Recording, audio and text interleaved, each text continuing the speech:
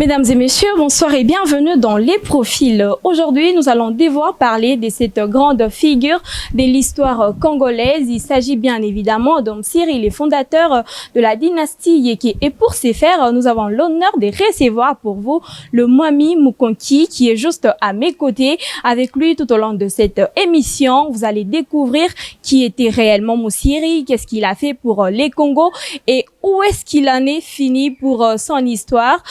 Mwami Mukonki, bonsoir et bienvenue dans Les Profils. Bonsoir madame. Comme je l'ai annoncé, nous allons parler d'Msiri avec vous. Merci beaucoup Oui. de nous accorder cette chance, cette opportunité de pouvoir étaler l'histoire du roi Msiri au public. Vous avez posé qui est Msiri? Oui. Qui était Msiri? Qui était Msiri? Qui est Msiri pour l'histoire? Parce que c'est la continuité. Oui. Qui était Msiri? Nécessairement, Msiri est venu du Busumbwa, actuelle Tanzanie. Son père s'appelait Kalasa Mazwili, sa mère s'appelait Manena Liahanze. Oui. Il est né vers 1800 dans un village appelé Kazimana, où son père régnait comme roi vassal du roi Mwinula. Son père Kalasa Mazwili, Oui. avec son grand-père Muhemwa. Voilà. Alors, comment il s'est retrouvé ici au Katanga? Bien sûr, le Katanga, tout d'abord, fut découvert par un groupe de chasseurs qui chassaient non les petits gibiers, mais les pachydermes, en l'occurrence l'éléphant. Alors, ces groupes-là, un jour, le maître du groupe, c'est-à-dire le chef du groupe, eut dans un songe ou bien dans un rêve un gros éléphant avec des grosses pointes. Oui. Alors, c'est ainsi que la chasse chez les Bayéké, pour dire que les Bayéké, par exemple, le terme Bayéké, quand vous arrivez dans les Busumbwa actuels, vous parlez des Bayéké, on ne va pas vous comprendre. Ok. Oui, il faut parler des Basumbwa qui ont émigré vers le Congo, Katanga. Ok. les Katanga plus précisément. Et là, on va pointer vers l'est. Et puis, quand vous venez ici au Katanga, vous parlez des Basumbwa, peu de gens peuvent vous comprendre. Vous comprenez un peu ces deux nuances-là. Oui. Donc là, les Bayéké veut dire les chasseurs. Et les Basumba veut dire quoi? Les Basumbwa veut dire les gens criés. Ok. Donc là, chez nous, dans notre patrie d'origine, à cette époque-là, Oui. on nous appelait, nous sommes venus de Busumbwa. Donc les habitants, on les appelait les Basumbwa Nilisé, Oui. qui veut dire le gens créés par Dieu. C'est ainsi qu'il y eut un groupe de gens qui avait, voulais-je dire, blessé un éléphant et ils se sont mis à les poursuivre. C'était toujours dans le rêve ou soit maintenant là c'était la réalité? C'était la réalité. Ok. Parce que celui qui devait avoir un rêve, Oui. c'est bien lui qui en devenait le maître. Et il y avait même les rituels à suivre. Il y avait toute une procédure là à suivre parce que c'était une chasse hiérarchisée. Là où on écartait la présence des femmes. Mais les Bayéké n'étaient pas pour autant misogynes, non. Elles aussi aimaient des femmes. Mais dans certaines circonstances, la femme était écartée. C'est juste pour peut-être observer certains rites, tout ça, liés à cette activité-là, comme la chasse et consorts. Oui. Voilà. Pour ne pas être, si on est chaque fois en contact avec une femme, il y a risque de s'essuyer.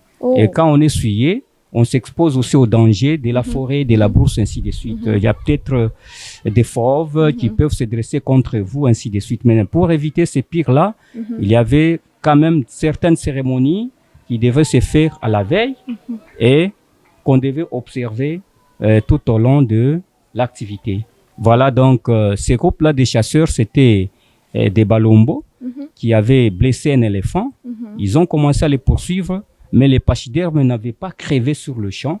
Oui. Alors, ils laissaient des traces de sang, ainsi de suite, qu'ils poursuivirent jusqu'à arriver au Luapula. Vous voyez un peu, très loin de leur patrie. Oui. Mais ils avaient testé leur pouvoir. Bon, leur en commun, qui veut dire la baguette là, Oui. conservait toujours le pouvoir. Ils sont arrivés ici, au Katanga, arrivés à la rivière Luapula, Oui. au bord de la rivière Luapula, ils ont rencontré des gens parlant une langue qui s'apparentait à la leur. Okay. Alors, ils ont demandé s'ils pouvaient rencontrer les chefs de la place. Bon, ils ont accepté. Ils sont allés rencontrer le chef. Oui. C'était Ngandou Bessa à cette époque-là. Alors, les Ngandou Bessa les reçus. Comme à cette époque-là, il fallait présenter déposer quelques présents pour civilité, tout ça. Ils ont présenté. Après, le roi leur a demandé qui était-il et d'où il venait. Et qu'est-ce qu'il venait faire? Qu'est-ce qu'il venait faire?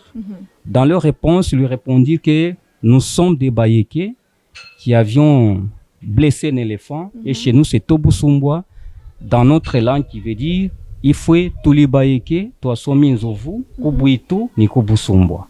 Ah, mais maintenant, les chefs autochtones ne sachant pas de quoi il s'agissait, ils s'étaient exclamés Kanshi Bayéké. Lui parlait les Kibemba, les Kiaouchi, les Kisumbu, chez les Katangala, bon, il y en a qui s'apparentent aux Kibemba. Alors, les Bayékés parlaient les Chisumbois. Alors, il dit, Kanshi Bayéké. Voilà ce vocable qui va rester collé jusqu'à présent à nous qui sommes leurs descendants. Donc, on nous appelle, dès lors, les Bayékés, les Basumbois, du Katanga, on les appelle les Bayékés. Voilà les parents, tout ça, dans le pays d'origine, croyaient que ces gens-là qui étaient partis dans la chasse étaient déjà morts. Un désespoir total. Alors, à leur retour, ils amenèrent du cuivre. Un métal très précieux qui n'existait pas, presque pas, chez les Basumbois. Parce que là, chez nous, on avait une autre richesse. Donc, on était en contact avec la côte, avec le genre des arabisés qui venaient à la côte là, où on pouvait peut-être échanger, troquer l'ivoire contre les tissus, l'arme, ainsi de suite, beaucoup de produits de commerce. Et voilà, quand ils ont amené cette nouvelle richesse, à ce temps-là, c'est les Mwami Mouinoula qui régnaient sur les Busumbwa. Ces derniers firent battre les tambours. Ce qui était un signe de rassemblement à cette époque-là. Alors, tout le monde s'était rassemblé. Il dit, bon, voilà, nos amis qu'on croyait morts, nos frères, ainsi de suite, sont finalement revenus et ils nous ont apporté une richesse. Et on ne peut pas s'arrêter par là. Nous voulons que cette richesse soit continuelle dans notre contrée. Maintenant, vous voyez, 1000 kilomètres à vol d'oiseau qui pouvaient manifester ce courage-là d'organiser une autre caravane commerciale.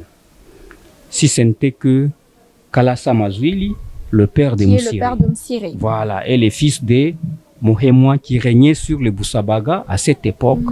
Et Kalasa et Muhemwa étaient les vassals du roi Mouinoura. Voilà. Cela va plaire à Kalasa Mazwili et il organisa maintenant une caravane commerciale. C'était une caravane constituée de 47 personnes et lui faisait la 48e. Donc, Siri était là? Non. Mon ancêtre fut là. Pour la première caravane Mukonki. À cette époque, n'était pas Mwami. Kalasa Mazwili non plus aussi. Ils sont arrivés ici. La première des choses qu'avait fait Kalasa Mazwili, c'était la diplomatie. Il a commencé à nouer des liens d'amitié avec les chefs autochtones qu'il avait trouvés ici au Katanga. Les packs de sang avec Katanga, avec Sompwe de Mitumba, avec Mpande ici de Basanga. Voilà. Oh, les cuivres étaient à foison ici au Katanga. Il va acquérir cette richesse et il va rentrer. C'est ainsi que Kalasa Mazwili, il a trouvé que non, le peuplade katangais ici, à la place des tissus, et utiliser les écorces d'arbres. Il va se donner le courage d'introduire les tissus ici au Katanga. Voilà. Donc, il allait là, il pouvait amener des houes, c'était une monnaie d'échange. Et après avoir acheté ou bien pris du cuivre, il va rentrer chez eux. Et puis il va encore organiser la deuxième caravane, au cours de laquelle il amènera aussi son fils Moussiri, alors âgé d'à peu près 15 ans. Il va l'amener ici, il va le présenter à ses amis, ainsi de suite. Il va encore acquérir du cuivre et rentrer. Maintenant, Moussiri a commencé, avec les bénéfices qu'il avait eus, il dit bon, il est allé quelque part, ainsi de suite, parce que dans sa tête, il comptait organiser sa propre caravane à lui. En ce temps-là, son grand-père qui régnait sur le Boussabaga Mouémois était déjà décédé et les choix étaient tombés sur son père de régner, Kalassa Mazouili, de succéder à son père. Son grand-père. Voilà, Kalassa Mazouili sera normalement obligé de rester toujours là-bas, au Boussabaga, avec des nouvelles responsabilités qui lui ont été confiées. Ça, vous savez, être moami, il faut être gardien des terres, gardien des populations, ainsi de suite. Voilà, donc il ne va plus commencer avec l'aventure commerciale. Oui. Maintenant, son fils, dans sa tête, il continue toujours à nourrir cette ambition de rentrer ici au Katanga. Mais comment? Il va demander, obtenir de son père l'autorisation de venir ici au Katanga. Même maintenant, sa caravane sera différente aux deux caravanes conduites par son père. Dans la sienne, on va remarquer la présence de quelques armes. Qu'est-ce qu'il cherchait par là? Ok. À cette époque-là, pardon, il avait quel âge? Toujours 15 ans? Non, il devait, parce que, vous voyez, je vous ai parlé des Katanga avec le Boussumbois, c'était 1000 km à vol d'oiseau, mais vous voyez un peu, c'était une longue distance à parcourir, où on pouvait peut-être faire 3 ans, 2 ans, même 10 ans en route. Il fallait manifester du courage, vraiment. Surtout lutter contre les intempéries, tout ça du climat tropical. Et voilà, Moussiri va organiser sa propre caravane. Il vient ici. Il sera reçu par le chef Katanga. Oui. Et le chef Kazembe Sonkutu aussi, qui le recevra. Il va lui donner aussi ses filles pour que Moussiri en fasse ses épouses. Ses femmes, ouais. Voilà. C'est que Moussiri fit. Donc, c'était Moussa Bantou et Mukunto. Après, maintenant, il va quitter le Katanga. C'est après la mort de son beau-père. Il sera accusé de sorcellerie, tout ça par ses beaux-frères. C'était la jalousie, ainsi de suite. Alors, vous savez, à cette époque-là, il y a eu ce qu'il y avait eu. La guerre avait éclaté entre les Balamba et les Bayeke, tout ça, ainsi de suite. Et les Balamba étaient vaincus. C'est ainsi que Moussiri avait dit, bon, avec le premier village qu'il avait construit, qui s'appelait Lutipuka. Alors, il a dû abandonner Lutipuka. Maintenant, les Balamba se demandèrent, non, au lieu de les voir rentrer chez eux, mais ils commencent à foncer. Non, nous devons les poursuivre.